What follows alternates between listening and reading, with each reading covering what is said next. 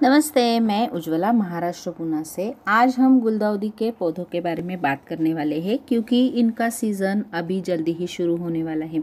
ये मेरे पौधे पिछले साल के हैं और अभी जो बारिश हो रही है उसमें 7 या 8 दिन तक मैंने इनको बारिश में अच्छे से भीगने के लिए रख दिया था।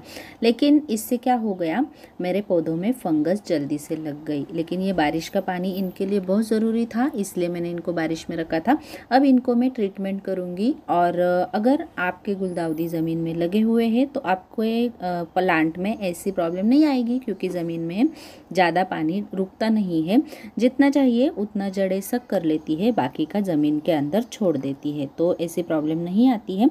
तो अब इन पौधों को मैं ट्रीटमेंट करने वाली हूँ। साथ ही साथ ये जो नए नए छोटे छोटे पौधे इसमें उग के आए हुए हैं, हम उनकी नई सी कटिंग लगा के नए नए पौधे भी तैयार कर सकते हैं। लेकिन अभी तो फंगस की वजह से ये पौधे काले हो गए हैं, तो इनसे कटिंग निकाल के अगर हम पौधे तैयार करेंगे तो वो अच्छे से नहीं चलेगी। अगर आपके यहाँ पे गुलदाउदी अच्छे से बढ़ रही है और उसी में नए नए शूट निकल आए हैं, नई नई पत्तियाँ निकल आई है, तो ऊपर का पोर्शन 3 से 4 इंच तक कट करके आप उसकी नई नई कटिंग लगा के पौधे तैयार कर सकते हैं।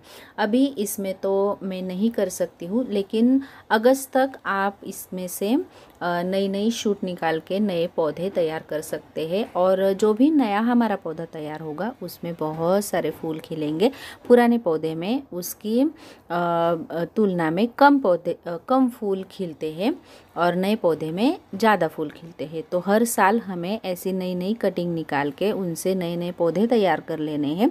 2 या 3 साल तक हमारा गुलदाउदी का पौधा चल सकता है, लेकिन एक ही पौधे में हर साल उतने फूल नहीं आते हैं, तो उसमें से कटिंग निकाल के हमें नए नए पौधे तैयार करने पड़ते हैं। अब इसके जो भी काली हुई जो कलियां है या फिर फूल है खिले हुए या फिर काले हुए पत्ते हैं, स्टेम है, उन सबको मैंने निकाल दिया है। देखिए इतना सारा कचरा इसमें पड़ा हुआ था, तो इस सबको मैंने निकाल दिया है। साथ में थोड़ी सी मिट्टी भी ऊपर की हटाई हुई है। अब इसे हमें अच्छे से ट्रीटमेंट कर देना है। ट्रीटमेंट करने के लिए ज़्यादा कुछ करने की ज़रूरत नहीं है। ये देखिए ये छोटे छोटे जो होते हैं ना, इनसे तो बिल्कुल भी नहीं लगती है कटिंग, तो आप इनकी कटिंग मत लगाइएगा जिसमें कलियाँ लगी हुई है।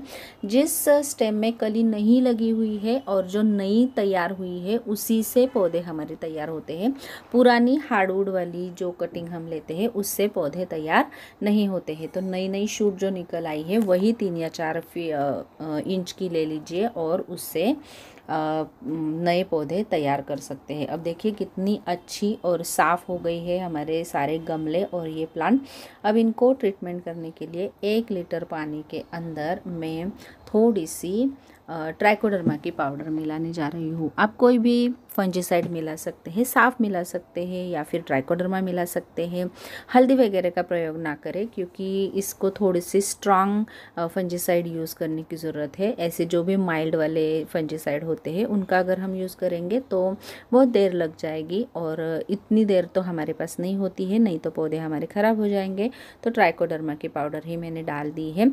ये आधे से भी थोड़ा सा कम पानी लिया है मैंने, तो आधे से भी बहुत कम पाउडर मैंने इसमें घोल दी है। आप साफ़ भी इस्तेमाल कर सकते हैं। अब इसका अच्छा सा घोल तैयार करके हमें इसमें स्प्रे कर देना है। स्प्रे करना बहुत ज़रूरी है, पत्तों के ऊपर, स्टेम के ऊपर, जहाँ जहाँ पर भी आपको पॉसिबल है वहाँ पे आप कोई भी फंजीसाइड का स्प्रे ज़रूर करें। चाहे आपके गमले में हो पौधे या फिर मिट्टी में हो पौधे।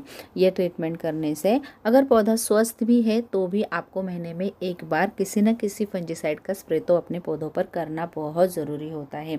इससे हमारे पौधे में कभी भी फंगस नहीं लगती। अब ये तो हो गया पत्तों के ऊपर वाली ट्रीटमेंट, लेकिन मिट्टी में भी हमें ट्रीटमेंट करनी पड़ेगी। तो इसीलिए मैं ये ट्राइकोडर्मा पाउडर थोड़ी थोड़ी मिट्टी के ऊपर भी डाल रही हूँ। इससे क्या होगा, मिट्टी के अंदर भी कोई फंगस हो तो वो हमारे पौधे के जड़ों को नुकसान ना पहुंचा सके। तो ये थोड़ी सी मिट्टी के अंदर वाली ट्रीटमेंट हो गई और स्प्रे वाली ट्रीटमेंट मिट्टी के ऊपर पे जो भी स्टेम है, पत्ते हैं, उनके ऊपर वाली ट्रीटमेंट। ये दोनों ट्रीटमेंट हम एक साथ करेंगे तो पौधों में ना ही अंदर से फंगस होगी और ना ही बाहर से फंगस होगी। अब ये पौधा हमारा अच्छे से ग्रोथ करेगा। मौसम काफ़ी अच्छा है और जैसे नई नई स्टेम निकल आएंगी आप अगस्त तक इसकी कटिंग निकाल के लगा सकते हैं। मतलब जुलाई अगस्त ये 2 महीने में गुलदाउदी की कटिंग लगा के उसके पौधे तैयार किए जा सकते हैं। तो अगस्त तक ये काफ़ी अच्छे हो जाएंगे और आप तब तक कटिंग लगा सकते हैं।